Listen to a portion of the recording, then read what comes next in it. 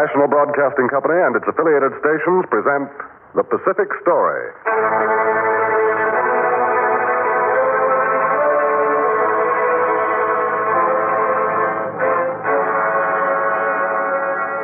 In the mounting fury of world conflict, events in the Pacific are taking on ever greater importance. Here is the story of the Pacific and the millions of people who live around this greatest sea. The drama of the peoples whose destiny is at stake in the Pacific War. Here, as another public service, is the tale of the war in the Pacific and its meaning to us and to the generations to come.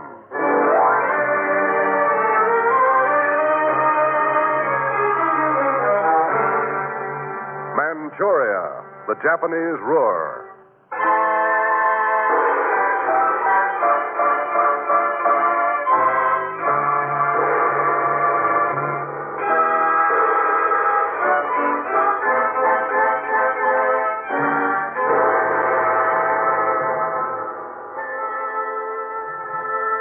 It was a night in November 1931. I was walking along the riverfront in Tientsin thinking. 2 months before that, the Japanese had invaded Manchuria. I had been in Mukden the night of the so-called incident, and then on a hunch, I'd come down to Tientsin. Out of the dark, I saw a small group of men hurrying toward a powerful launch. Stop there! Stop there! A Chinese came running far behind them, shouting. Stop there! Stop there! They are kidnappers! Hey, you! Hey! Hey, what are you doing? Stop there! I shouted Stop almost automatically. Help me! Help me stop them! They are kidnappers! Hey, you! Stop, will you? Stop! We have got to stop them! No, they're pulling away in that powerful big launch. Oh, they have kidnapped Puyi. The Manchu boy emperor? Yes, Henry Puyi. They came to the mansion. Well, who are they? Doihara, Colonel Doihara. Japanese. They knocked me down. I am a retainer in the household. Colonel Kenzo Doihara. Do you have any idea where they took Puyi? No, they came right into the mansion, and they went directly to Puyi's quarters. And when I tried to stop them... I had come to Tientsin on a hunch, and I'd seen General Hanzhou take over the government offices in Mukden, the Chinese railways, the telegraphs, the radio, and the telephones, and just about everything else, even the salt administration. I'd seen him crack down on the Chinese who would not collaborate with him and use those who would. It was evident that the Japanese had come to stay, that they would set up some kind of a government with some kind of a figurehead. And I figured their best bet would be Henry Puyi, the last of the Manchu emperors, who as a boy had abdicated about 20 years before at the time of the Chinese Revolution. So I went down to Tientsin to get the jump on the story. And now that Puyi had been captured by Colonel Doihara, who was later to be called the Lawrence of China, I tried to figure out the next move. I finally went back up north to Mukden. What's the matter, Walton? Did Doihara slip one over on you down in Tientsin? Yes, I guess he did. Have you seen anything of Doihara or Puyi here in Mukden? The rumor is they've been seen down in Dairen. Dairen, huh? Yes. You're not going down there now, are you, Walton? I don't know. I see they're beginning to fly the flags of the old Manchu dynasty here. Yes, and some of the old Manchu nobility have been in conference with the Japanese. Is that so? Yeah. Maybe you ought to stick around, Walton. Things were happening in Mukden. The Japanese were busy with a few inhabitants who, for personal aggrandizement, had decided to collaborate. Rumors leaked out that a new and independent nation would be established in Manchuria, and that it would be called Manchukuo, which means Manchu country. Then one day we learned that Colonel Doihara had brought Henry Puyi to Manchuria. And then on March 9th, 1932, at Sinking, the renamed city of Changchun, which had been chosen as the capital, Henry Puyi presented himself for an important ceremony. Certainly looks fancy in that morning coat and those white gloves standing up there on that dais. He doesn't look happy, though, standing there between General Hanzhou and Count Uchida. They're there to prompt him in case he forgets what to say. Puyi will know what to say. He can see all those Japanese bayonets around him. For the order of the Self-Government Guiding Board... Oh, one of the officials is speaking. Yeah. The official Declaration of Independence. Manchuria and Mongolia have been in the past a separate state, detached from China proper. The necessity of the present situation we are in a position to strive for national independence. With the will of the 30 million people, I hereby declare on this day that we sever our relations with the Republic of China and establish the state of Manchuria. Declaration of Independence. Yes, Dean. At least a gesture. Is that all they're going to do? Isn't Puyi even going to take an oath? I guess not. General Hanzhou and Count Uchida are shaking hands with him. Well, that's short and sweet. He's now chief executive. Yeah. Hey, look. They're escorting him away. Probably taking him back to the seclusion of his garden. Probably. I've got an idea, Walton, that that's as close as Puyi is ever going to come to running Manchuria.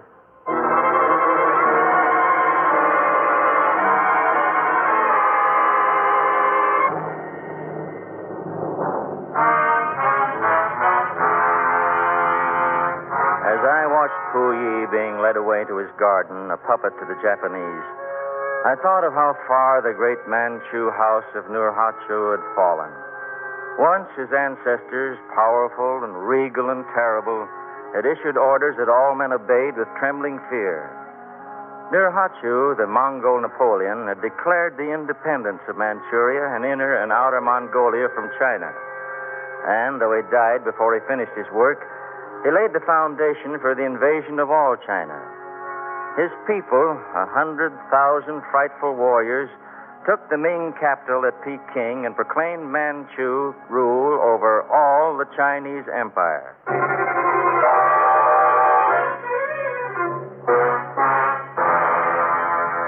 The Manchus ruled China for 268 years until 1912, until the time of the boy emperor Puyi. And when he abdicated, the Manchu dynasty collapsed. And now he sits on a make-believe throne of the puppet state of Manchukuo. But the real rulers are the heads of the Japanese army and the railways of Manchuria. For many years before they invaded Manchuria in 1931, they had been penetrating it. Manchuria has everything we need. Japanese experts made surveys and reported back to their superiors. Manchuria is larger than France and Italy come together. They were interested in space. Manchuria is a granary. They were interested in food. Manchuria is rich in minerals. They were interested in resources. Most of Manchuria is prairie land. It is fertile. Wheat and soya beans and kwalnyong grow there in great abundance. There is some mountains, but most of the land is wide valleys and rolling plains. In summer, the weather is as hot as in Egypt. In winter, it is 50 below. The winter winds sweep over the prairies and freezes everything before it. There are forests of pine and oak and elm and walnut. And in the earth are millions of tons of coal and iron. The Japanese had their eyes on Manchuria for years. After the Russo-Japanese War, they took over the Liaodong Peninsula of Manchuria along with the Southern Manchuria Railway that ran from Port Arthur and Dairen to Changchun, and also the coal mines worked by the railroad. At last, Japan had a foothold in Manchuria, and she made the most of it. But this will give Japan control over our railways. Is it not a fact that China agreed in a secret protocol to the Treaty of 1905 not to build railways in Manchuria in competition with the Japanese railways? Yes, but that protocol was forced from us. And is it not a fact that in 1907 and again in 1909, China agreed to borrow from Japan to build the railways which we permitted you to build in Manchuria? We have agreed to all that. You remember that we permitted you to build the railroads on the condition that you borrow the money from us and that we have supervision, limited supervision, of course, over the line. That is what China is protesting. Japan is working the mines at Fushan and Yantai. We are paying China a tax on the coal we mine, are we not? But all this means that Japan controls the railways, the mines of Manchuria, and that Japan expects China to abide by its agreements. Good day. The Chinese still nominally held Manchuria, but the Japanese were penetrating to its heart. Japan had staked out Manchuria as its sphere of influence and was alert to incursions of every kind. Further than that, she advanced her own interest in Manchuria. As of this date, Japan will supply foreign advisors on the Japanese subjects will hereafter have the right to prospect for minerals and open mines in 9 districts of Manchuria. One of these districts was the famous Anshan deposit, estimated to have 400 million tons of iron ore.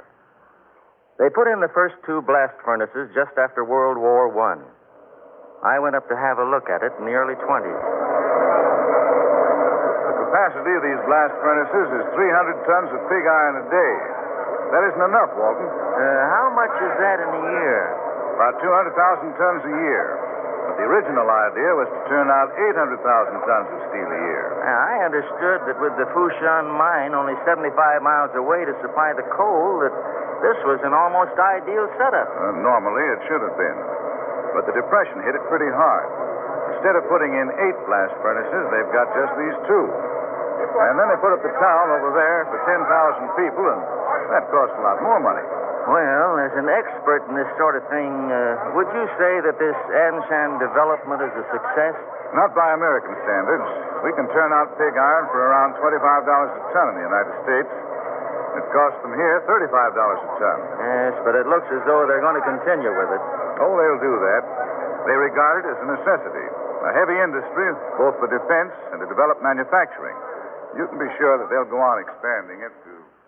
From Anshan, I went over to Fushan, the mine that supplies the coal for the Anshan Iron Works and the South Manchurian Railway and the other industries of Manchuria.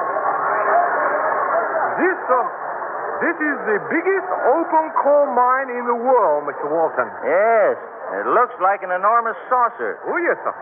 You see, the trains wind down around the sides, down into the bottom of the mine. Mm-hmm. We take out between 7 million and 8 million tons of coal a year. Great development you have here. It amounted to very little before we took it over. The Russians operated the mine before the Russo-Japanese War, and their output was only about 130,000 tons a year. And you're taking out between 7 and 8 million tons, huh? Oh, yes. We do it with a modern method. Mm-hmm. Yeah, that's a lot of coal. There is a great deal here. How much would you estimate? Possibly something under 1 billion tons. Enough so it would take us 1,000 years to take it all.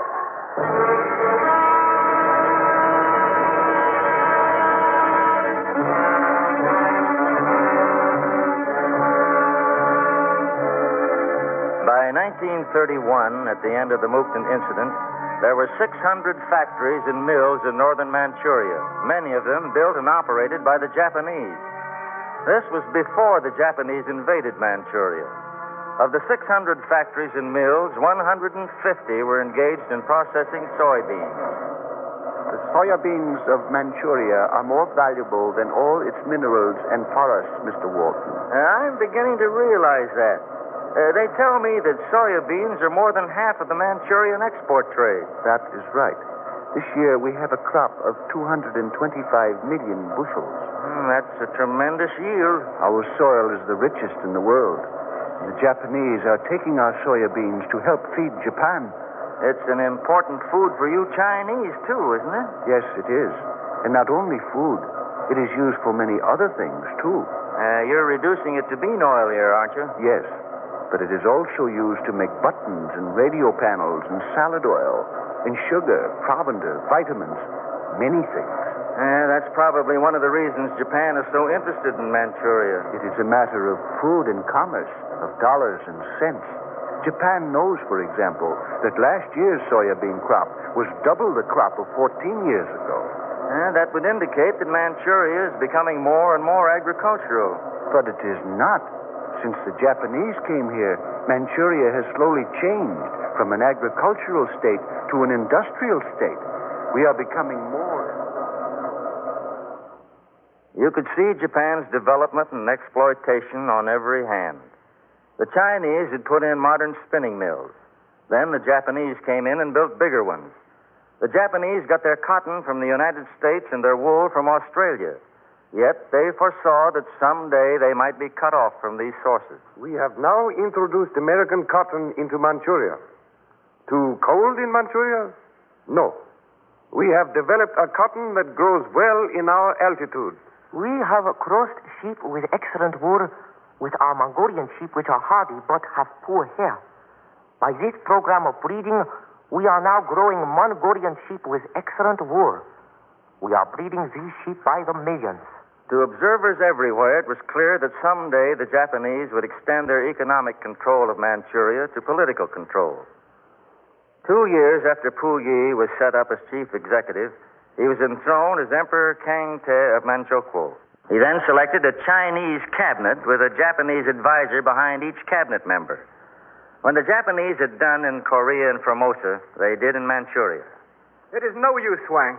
You did not get the job. They say there are no jobs on the railroad. They told me the same thing about the government. Yet there are 600 Japanese in the Manchukuo government. And they say it is a government of the people of Manchuria. They regard all of us Chinese as coolies. Wouldn't they even give you a job as a clerk? No. There is not one Chinese official on the railroad. Not one Chinese engineer. And there are only a handful of Chinese who are clerks. Yes. It is unfair. Even in the repair shops, the Japanese workers get more than 4 times as much pay as the Chinese workers. For the same work? Yes, for the same work. They are making slaves of us. We must leave or we must die here. The Japanese brought in Chinese immigrants for laborers, paid some of them as little as 1/20th the amount they paid the Japanese for the same work. These workers were never able to leave because they were always in debt to the Japanese. Under these conditions, gradually the Chinese rose. Armed outlaws, bandits began to appear. Major Hotaro, we have received intelligence of Mongol volunteers being active in this vicinity. Mongol volunteers? Oh, yes. They have possibly learned of our investigation party. They are seeking to intimidate us. Oh, our information is that there are several hundred in the bandit party. We are armed.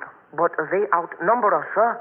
Lieutenant, we are a detachment of the Japanese army.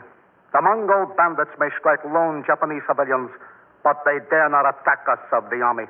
If I may be permitted an observation, sir, perhaps the Major will remember that last June, 300 bandits under Tsiong Kai attacked one of our army punitive units and killed 17 of our men. I remember. That happened in broad daylight.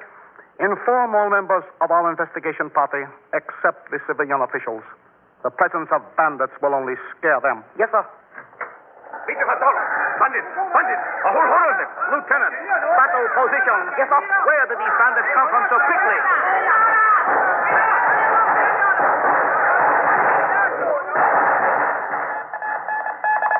13 Japanese soldiers and 3 Japanese civilian officials attached to the garrison forces were killed when their investigation party was attacked by 300 Mongol volunteers yesterday, southwest of Tongwan.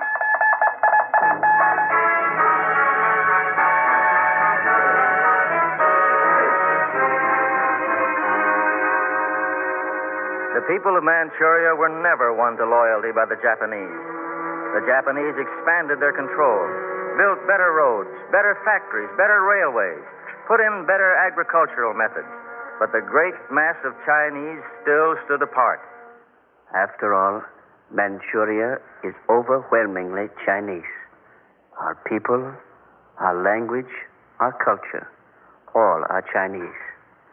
We have not been a real part of China for a long time, but we are different in every way from the Japanese. We know that all we do is for Japan. Day by day, our lot becomes worse. We become poorer and poorer. In Manchuria, the Japanese prepared for their blow against China proper. It came, you remember, in July 1937 with the attack at the Marco Polo Bridge outside of Beiping. After that, the Japanese knuckled down to make Manchuria the foundation for her dream of world conquest. 2 weeks after the Marco Polo Bridge incident, the Japanese-Manchurian Economic Joint Council was formed to mobilize all of Manchuria's resources for Japan. The following is our production goal for our first 5-year plan. By the end of 1941, we will have produced 12 million tons of iron ore, 4,850,000 tons of iron, 2 million tons of raw steel, 2,500,000 tons of piece steel. But what Japan had to have in Manchuria was manpower. This was the key. And although Manchuria has a population of 30 million, manpower is scarce. It is scarce first because the Chinese avoid working for the Japanese as much as they can. And second, because of the low per man production of the workers. I went out to Anshan again. Well, production here's been stepped up, yes. But still is not what the Japanese planned on. What is your goal for pig iron here at Pensuhu? Goal is 2 million tons a year, but we're never going to make it. Shortage of help? Principally, yes. 60% of our workers stay less than 6 months. Do you have that trouble only here? No, they're having labor troubles in the coal mines, too. They're opening new coal and iron deposits, but they can't get the workers. Is that true in the other industries being developed here in Manchuria? Factories, power stations, and in the arms and machine plants? It's true everywhere. But I've got an idea that's going to change, and soon. That National Mobilization Act they're talking about? Yes. Japan is putting the heat on the puppet government to control all manpower and resources. And you think they'll put it through? Yes. They're putting all Manchuria on a wartime basis. They're not only going to requisition communications and transportation and industries, but they're also going to conscript the Manchurians as workers. When they do that, the workers will have to stay on the job.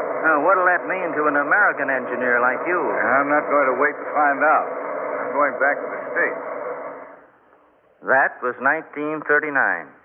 The people of Manchuria were well under the heel of the Japanese. All males over 19 were under compulsory service.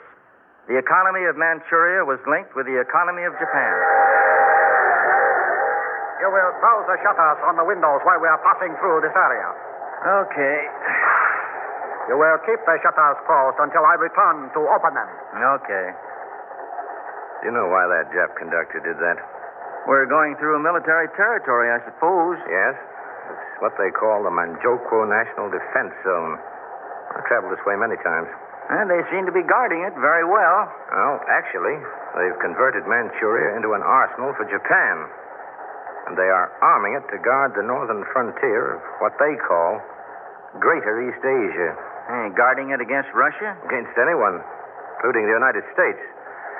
They're developing Manchuria into a supply base, a military base, if you like, and arming it until it's impregnable. How do you think they're going to make out on their first 5-year plan out here? Well, they probably won't quite make it, but they'll have come close to it. That will mean a tremendous increase in heavy industry.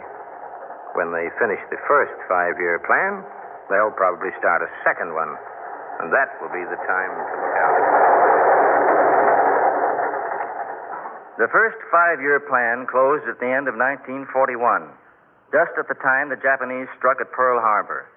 They immediately launched a second 5-year plan in Manchuria and geared it to the war against the United Nations. In the first, they'd learned the how of big-scale production, and in the second, they put their experience to work. They made rapid progress to meet the war emergency. More and bigger blast furnaces are being built to turn out steel for the war machine. A great hydroelectric plant is being constructed to supply power for Manchuria's war industry. The largest arsenal in Greater East Asia has been completed in Manchuria to supply Japan's mighty war machine. Large-scale production to meet Japan's war needs is now underway, and the speed is rapidly increasing.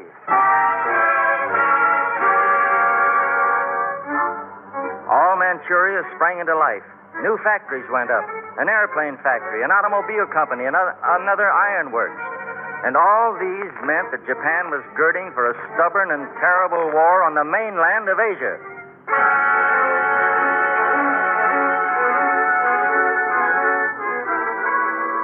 In the control of food, the Japanese have reached into every part of Manchuria. They have clamped an iron hand on the farmers. You are aware, Chen, that the theft of military provisions is a serious charge. But I stole nothing. The crops of Manchuria belong to Japan. You held back some of your soya beans for your own use? My wife and children. There was not enough. We have furnished you with seeds to grow kalyang. But only half as much this year as last. We had so little to eat, we had to eat the husks of the kalyang. You look well enough. We are hungry.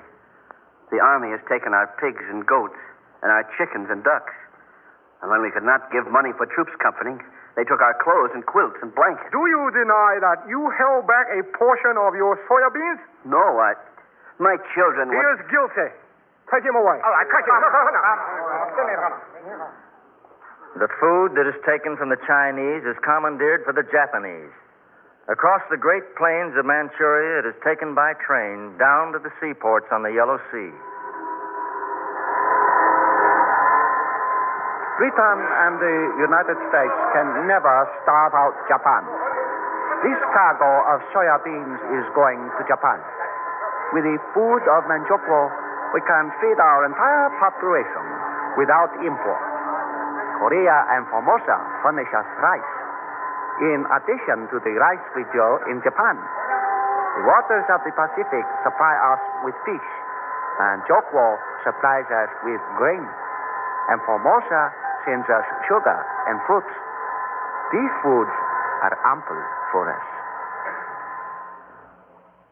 It was not so many years ago, 1927, that Premier Tanaka of Japan said, In order to conquer China, we must first conquer Manchuria and Mongolia. In order to conquer the world, we must first conquer China. For 40 years now, the Japanese have been penetrating into Manchuria. And since 1932, they've been converting it into a stronghold of their inner empire. Since the outbreak of World War II, they have learned many lessons. They've learned how to develop their resources. We have now modernized the oil enterprises of Manchuria. In these fields here at Fushun, there is a deposit of 6,700,000,000 tons of oil. And that is not all the petroleum in Manchuria. We don't know how much more there is, but we know that they have modernized their methods and that hundreds of thousands of tons are being taken out every year to carry on the war. And we know, like the British, they've learned to decentralize their industries. They have dispersed their production centers throughout Manchuria and the islands of Japan. From these plants flows a stream of war supplies. This train is carrying guns, tanks, munitions to the battlefronts of China. This train is carrying naval supplies, food, medicine, and ammunition to a Chinese port for shipment to the South Pacific. This train is carrying oil to Port Arthur for use of our warships and aircraft carriers.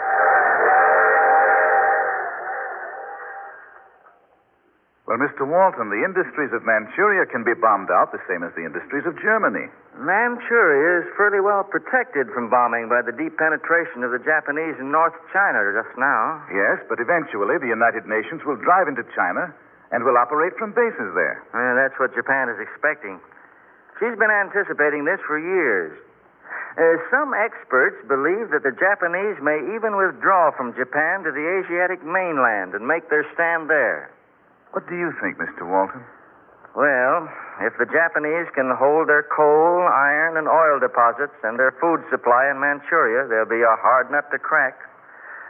For we must remember, Japan considers Manchuria the first essential in her plan to rule the world, and she'll fight for it to the last.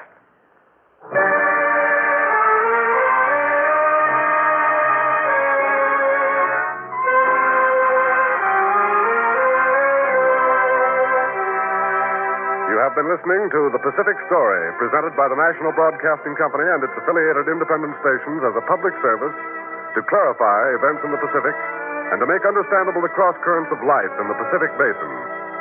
For a reprint of this Pacific Story program, send 10 cents in stamps or coin to University of California Press, Berkeley, California. We repeat, for a reprint of this Pacific Story program, send 10 cents in stamps or coin to University of California Press, Berkeley, California.